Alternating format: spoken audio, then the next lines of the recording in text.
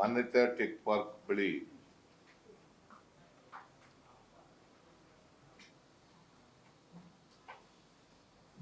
ಅಲ್ಲಿ ರಾಜಕಾಲುವೆ ಪರಿಶೀಲನೆ ಮಾಡೋದು. ಅಲ್ಲಿ ರಾಜಕಾಲುವೆ ಒತ್ತುವರಿಯಾಗಿದೆ. ಅದನ್ನ ಕೂಡಲೇ ತೆರವು ಮಾಡಿಸಿ ಅಂತ ಹೇಳಿದ್ದೀನಿ.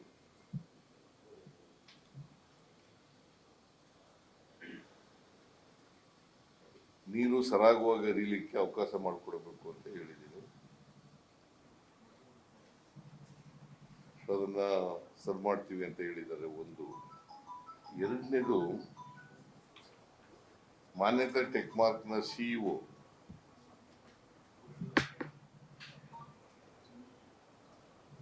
ಅವರು ತಮ್ಮ ಸ್ವಂತ ರಸ್ತೆನಲ್ಲಿ ಚರಂಡಿ ನಿರ್ಮಿಸಿ ಅದನ್ನು ಪರಿಹಾರ ಮಾಡಿಕೊಡ್ತೀವಿ ಅಂತ ಹೇಳಿದ್ದಾರೆ. ಅಂದ್ರೆ 90 ದಿನಗಳಲ್ಲಿ ಅದನ್ನ ಮಾಡಿಕೊಡ್ತೀವಿ ಅಂತ ಹೇಳಿದ್ದಾರೆ.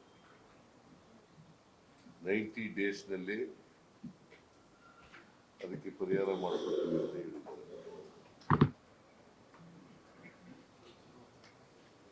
ಅಲ್ಲಿ ಅವರು ಅಲ್ಲಿ ಇದ್ರು, ಸೊ ಅವರೇ ಸ್ವತಃ ಒಪ್ಕೊಂಡಿದ್ದಾರೆ. ಎರಡನೇ ಪಾಯಿಂಟ್ ನಾವು ನೋಡಿದ್ದು HBR ಬಡಾವಣೆ. HBR ಬಡಾವಣೆ ಅಲ್ಲಿ 5ನೇ ಹಂತದ ರಾಜಕಾಲುವೆ ಇದೆಯಲ್ಲ, ಅಲ್ಲಿ ಸಮಸ್ಯೆ ಇದೆ.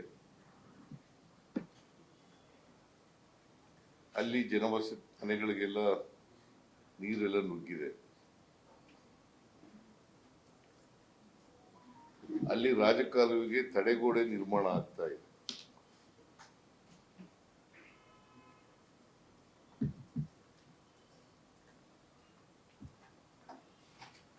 ನಾನು ಈ ಕಾರ್ಯಕ್ರಮ ಕೂಡಲೇ ಶೀಘ್ರವಾಗಿ ಪೂರ್ಣಗೊಳಿಸಬೇಕು, ಮುಗಿಸ್ಬೇಕು ಅಂತ ಹೇಳಿದ್ದೀನಿ. ಆಮೇಲೆ ಯಾರ್ಯಾರು ಡಿಬ್ರೀಸ್ ಚರಂಡಿಗೆ ಹಾಕ್ತಾರೆ ಅವ್ರ ಮೇಲೆ ಕಠಿಣವಾಗಿ ಕ್ರಮ ತಗೋಬೇಕು ಅಂತ ಹೇಳಿ ಆಯುಕ್ತರು BBMPಗೆ ಸೂಚಿಸಿದ್ದಾರೆ.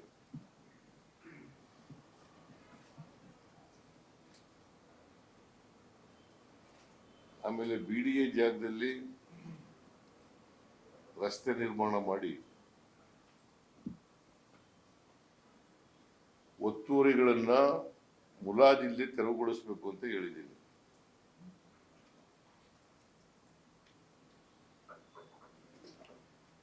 ಆಮೇಲೆ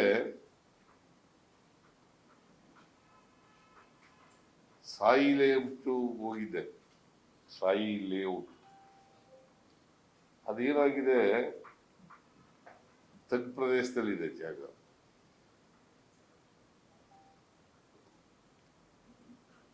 ರಾಜಕಾಲುವೆಗಿಂತ ತಗ್ಗು ಪ್ರದೇಶದಲ್ಲಿದೆ.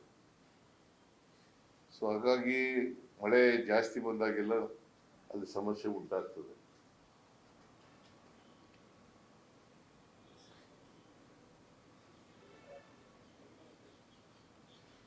ಹಾಗಾಗಿ ನೀರು ಸರಾಗವಾಗಿ ಹರಿತಾ ಇಲ್ಲ ರಾಜಕಾಲುವೆಯಲ್ಲಿ.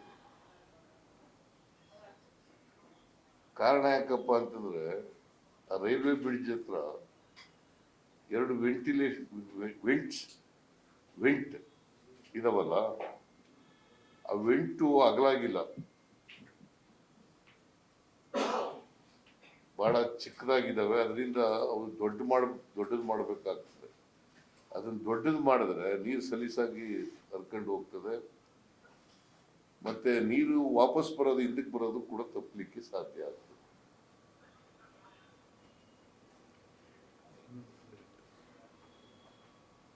ಇದು ಅನೇಕ ವರ್ಷಗಳಿಂದ ಸಮಸ್ಯೆ ಇದೆ.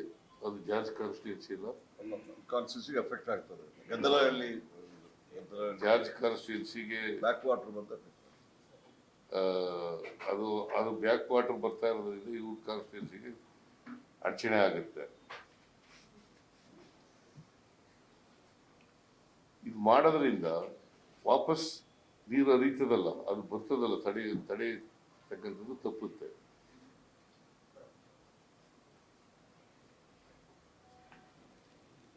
ಆಮೇಲೆ ಈ ಸಾಯಿ ಲೇಔಟ್ನಲ್ಲಿ ಮನೆಗಳಿಗೆ ನೀರು ನುಗ್ಗುತ್ತಲ್ಲ ಅವು ತಪ್ಪಲಿಕ್ಕೆ ಸಾಧ್ಯ.